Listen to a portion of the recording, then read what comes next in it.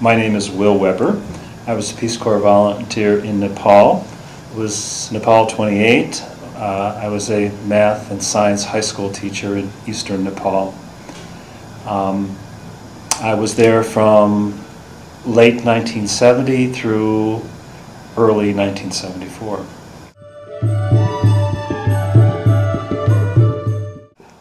I was actually accepted for Nepal the year previous, but with all the turbulence of the war and involved in protests myself, I guess I had my doubts as to, if I was so opposed to this government, should I turn around and just become a part of it? But maybe clearer thinking prevailed, or perhaps the realities of my own situation became a little less certain. I actually had been working at the time in Southern Arizona as a journalist, and I was being asked to do things that were just so against my own personal principles. Basically, I was supposed to write stories to promote a big water project that was going to benefit my employer, the publisher of the newspaper, in spite of the scientific evidence that this Central Arizona project was a boondoggle. And I put all this information together in a letter and sent it to Senator Proxmire, who at the time was the chairman of the Appropriations Committee, thinking, I can do something, I can have an impact here. Senator Proxmire took my letter, and while he took my return address off of it, he didn't take out the identifying information in the first paragraph, sent it to the Corps of Engineers, and within days it was sitting on my boss's desk. The same day I was fired from the newspaper and advised I really should get out of town. And coincidentally, that same week I received a re-invitation to the Peace Corps. So there was a certain expediency in getting far out of town by going to Nepal. And while I could be bitter about the incident, I might not have joined the Peace Corps if I hadn't gotten a boot in the rear end at the same time I got the invitation from the Peace Corps. So, in fact, it was probably a blessing that I lost my job. There was the Peace Corps waiting with open arms. Let's see, then when you left training to go to Nepal, any reactions when you got off the plane? What were some of the first reactions, first impressions when you arrived in Nepal? Oh, that was the first time for me out of the country. So I remember, I think we went through Bangkok, and just getting out and seeing what Bangkok was, it was a shock. And then getting to Nepal, as much as they had prepared us with slideshows and the books and things, there are all kinds of things that suddenly the smells and the feel of the air, the sort of warm humidity, it was a very rich experience for sure. I remember thinking they didn't describe how poor people are. They didn't describe how simple the accommodations are. I mean, the mud floors and the dirty streets and people with really minimal clothes, in tatters. There was a shock, for sure there was a shock. I remember in training they warned us about being sick, and I can remember the volunteers who had finished their term and were incorporated in the training program we had in Davis all spoke of how it was inevitable that you would get sick.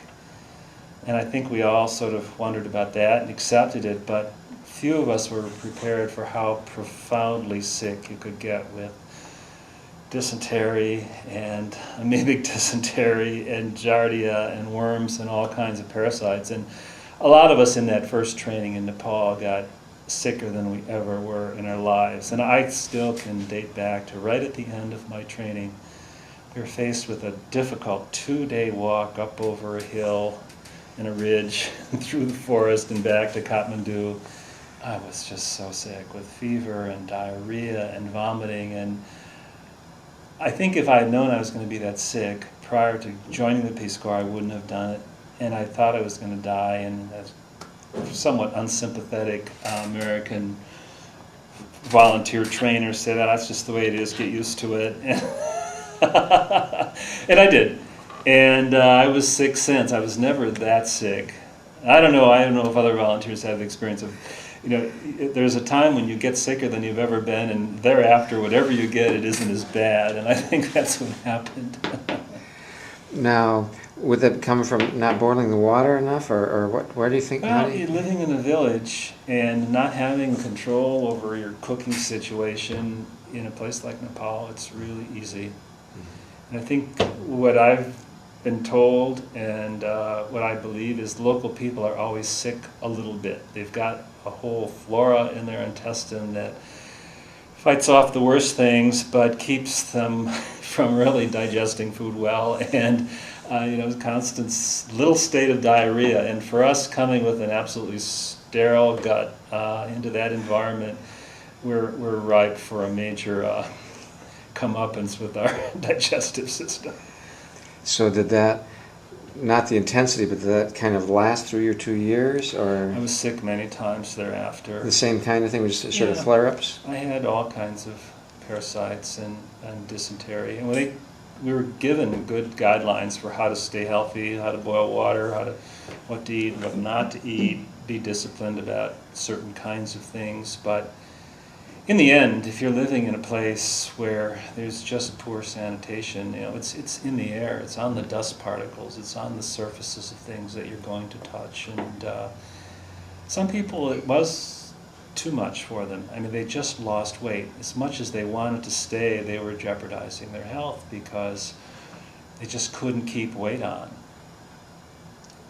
Was that true for you too? No, I managed to keep eating well, so it was going right through, but I kept it coming in. I think that was the key. And I was fortunately assigned to a village where there was a variety of foods available. So some volunteers I know had such a monotonous and basic diet, just potatoes and dried spinach or lentils, and under those circumstances where you just don't have an appetite and you've got problems keeping what you swallow in, it's a lot harder. So I was lucky in that respect. Well, I was assigned to a Brahmin village, a relatively wealthy Brahmin village. It had a school. And that's your Brahmin village? Brahmin is the highest level of the Hindu caste system. Even though the caste system's outlawed, it's very much a way of ethnically segregating populations still in Nepal. Brahmins marry within the Brahmins, and Brahmins are the priest class. So it was logical they would have a school, and in this school there were other castes of students as well, but it was a Brahmin village. And they have very particular food habits and behavioral habits, which was something of a challenge for me. A lot of taboos about food and behavior, which were a challenge to learn. For example? Well, your left hand is taboo. You would never touch food with the left hand. You have to be careful with your feet. Certain rooms of a house you wouldn't walk into. Certain people in a household you wouldn't address. Men wouldn't just address women directly. Certain kinds of food would not be eaten, certain kinds of meat. In Nepal, no beef is ever eaten. It's absolute sacrilege to eat beef. So certain habits, certain foods that I had enjoyed, I no longer could eat at all, or they were simply not there.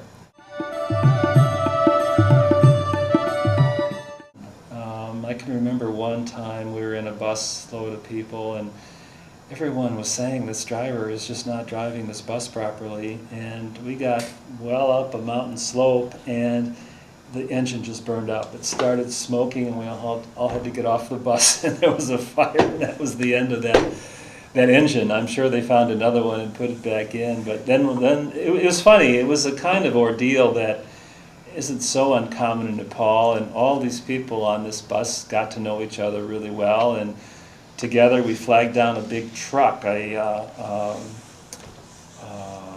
a dump truck, a flatbed truck, and made a deal with the truck driver. All climbed in the back of that truck and rode the rest of the way to Kathmandu, sharing blankets and covers and things. And it was actually it was a better experience than the bus ride in a way, because I could stretch my legs out open to the sky, but that was okay. Well, There literally kids would walk 4 hours to school. And start before dawn after doing the chores and get to school, and then walk back in the evening in the dark, in really rough terrain, barefoot. I mean, you almost can't paint a picture of the austerity that students endured in order to attend school. It wasn't free. Relative to what people made in this subsistence economy, school was an expensive thing. And why would they? I mean, there was no particular jobs that they would go to. Why was it such a strong thing, do you think? Well, I think for the students, getting a high school pass certificate was a ticket to getting out of the village, to getting a job where they could make some income. There was a desire, this was right after the moon landing, and that had a profound impact on the world beyond the realm of mass media. People wondered about the world outside. Was it really true? One of the questions people would ask me ingenuously was, is it really true that a man has stood on the moon? Or is that something that was made up? Is that really true? Go ahead. So I think that there was just this desire to learn, in the sense that here was an American coming with the knowledge that if only you could have that knowledge, then you could maybe be more like an American. You could succeed in the world beyond. Most of these people had never seen a car or a train, TV. They hadn't seen electricity. There was no running water. I mean, to have a kerosene lantern was a big piece of technology in your household. A radio was a really big deal. There was maybe 1 or 2 radios in that village, and people would cluster around that radio for the evening Radio Nepal news. They could only imagine what television was. Few people had been away to Kathmandu and came back with stories of the cinema, or of cars, or electricity, and these people were wide-eyed about this.